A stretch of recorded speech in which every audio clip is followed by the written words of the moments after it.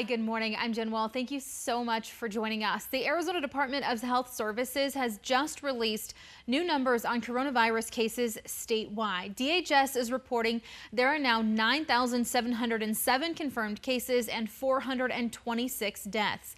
The number of cases are up from yesterday when there were 9,305 confirmed cases and 395 deaths. After weeks of self-isolation due to the coronavirus, President Trump left the White House yesterday to visit Arizona. He toured Honeywell, an aerospace facility in the valley that's now making N95 masks. The president's trip was quick. He met workers, got a tour, then gave a brief speech. Now, President Trump says he's encouraged and believes the U.S. is ready for the next phase of getting back to normal. Now in the next stage of the battle, a very safe, phased, and gradual reopening. It's a reopening of our country. Who would have ever thought we were going to be saying that? A reopening. But this is what's got everyone talking, though. The commander-in-chief did not wear a mask during his visit, but everyone who attended the event was tested for the coronavirus beforehand. And the president's trip to the valley did not go unnoticed by Joe Biden. The presumptive Democratic presidential nominee put out a statement yesterday calling out the president on his stance on health care. Biden saying, quote, Governor Ducey urged the Trump administration to reopen enrollment under the Affordable Care Act so that those affected by the COVID-19 pandemic could access affordable health care. Instead of listening to a governor from his own party, President Trump refused. Well, the U.S. Treasury Department says it will begin distributing billions of coronavirus relief funds to tribes across the U.S.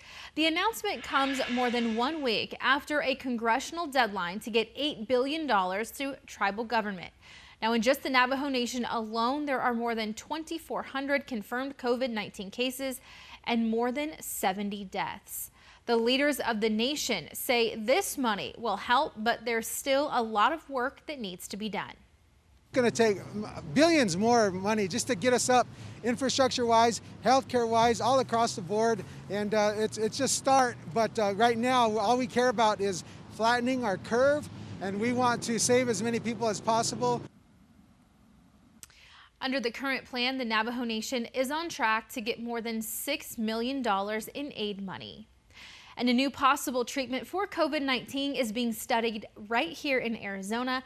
2 drugs are being tested in the clinical trial in the Valley hospitals right now. And Team 12's Colleen Sikora is showing us how researchers believe this combination of drugs could help those experiencing the worst symptoms of the coronavirus.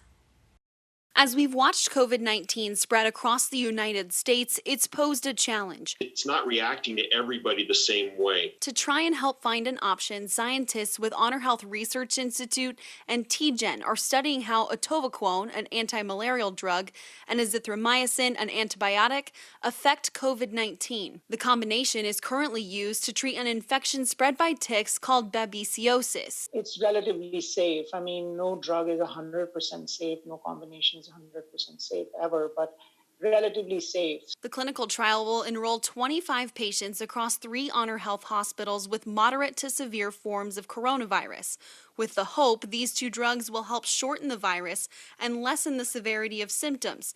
And TGen will be tracking how the virus is behaving and changing in participants. For us to be able to overcome this infection, it's not a matter of weathering the storm. It's a matter of creating a process to understand and anticipate when the next storm is coming. The trial is one of many options being looked into. On Friday, the FDA announced they approved remdesivir for emergency use as a treatment for those with severe forms of COVID-19.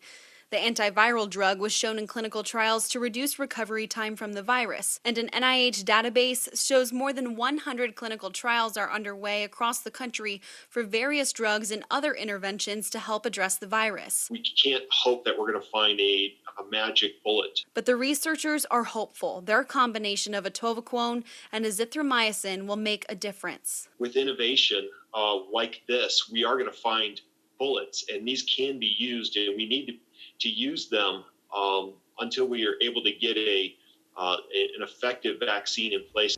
In Phoenix, Colleen Sikora, 12 News. All right, thank you, Colleen. Well, today the Arizona Coyotes are teaming up with St. Mary's Food Bank to help those in need.